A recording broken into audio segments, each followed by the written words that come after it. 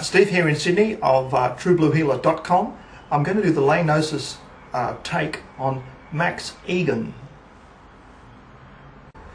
Max Igan, that's Igan with an I, is a noted commentator on the machinations of the New World Order. A particularly studious gentleman with a most capacious memory, especially for detail. He's obviously spent decades researching the New World Order and its encroaching grip, can I say, on the individual person. Much to his credit, he points out connections between things that the average person who's busily living an average sort of life simply hasn't got time to look for. So Max Igan is a very useful commentator. For example, when he points out that Buckingham Palace and the White House are both conspicuously organically gardening to feed themselves, while America is being told that organic gardening will soon become illegal by legislature going through their parliamentary system. Max is very quick to point that out, and kudos to him for doing that.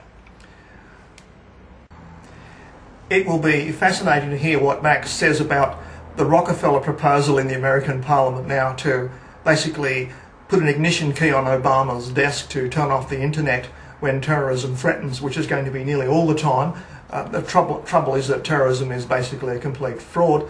It's always state-sponsored and done by the very people or their proxies for political gain. I really can't see the Rockefeller proposal giving regulation of the internet to a single switch on the president's desk as getting very far. Because if you just think a bit, you'd also have to turn off the telephone system to stop people talking by telephone. And even more powerful is the handwritten letter through the post. That's more powerful and untraceable.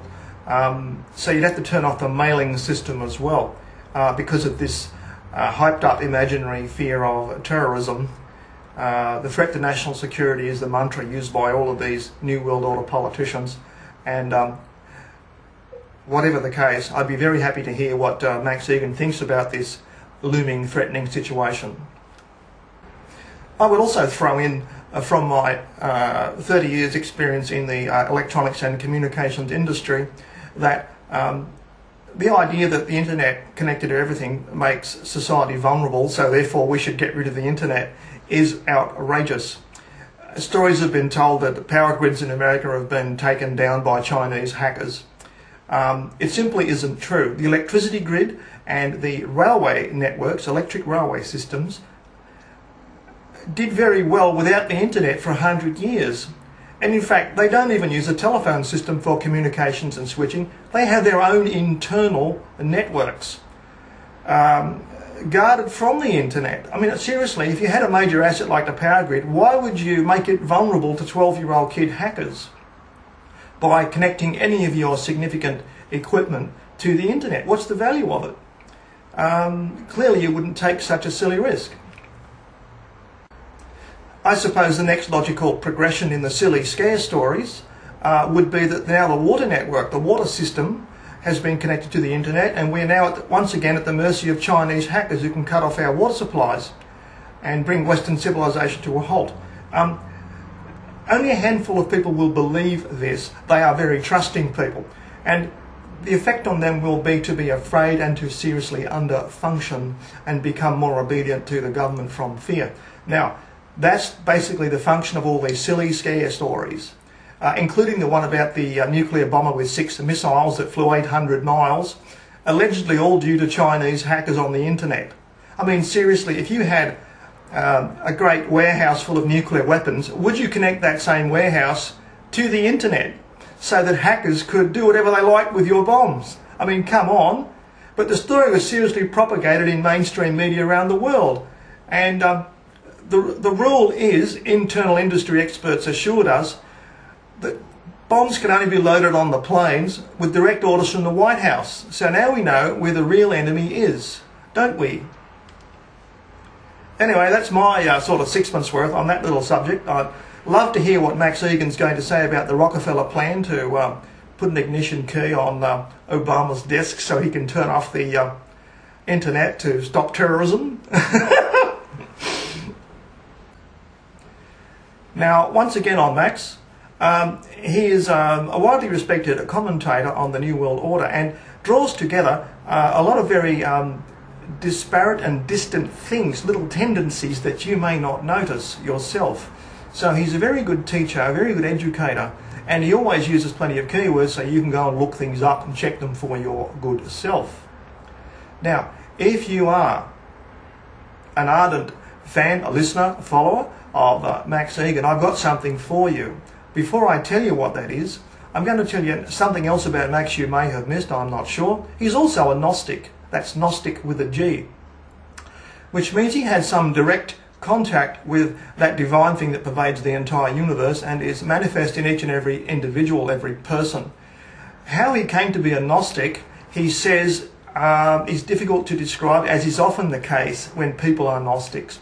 Some kind of meditation technique he has invented himself that may or may not work for other people has given him some gifted insights, and I know that he's getting nudges and little signals from a type of divine intervention available to all Gnostics.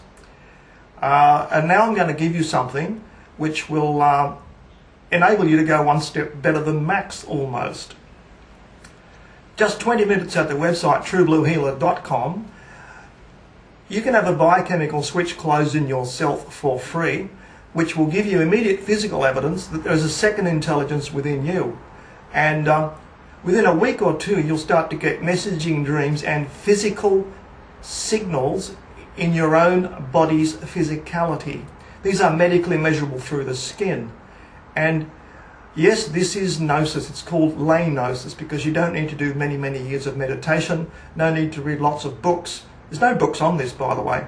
So I'm giving you something to aid your search through mis and disinformation, because the physical signals are used to enable you to discern real information, truth that you need to know, from mis and disinformation, which is a veritable blizzard these days. Lay Gnostics often report being guided around the internet and being guided to books, to pages, websites. They literally get search terms literally typed into their heads on a daily basis.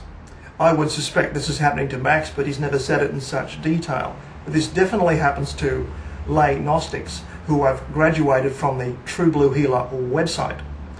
So in closing, I'll just say that if you're a fan, a follower, or a listener to Max Igan, a viewer of his excellent educational videos, can I give you something to add to your skills? Layman's Gnosis at truebluehealer.com with physical evidence, medically measurable through your skin.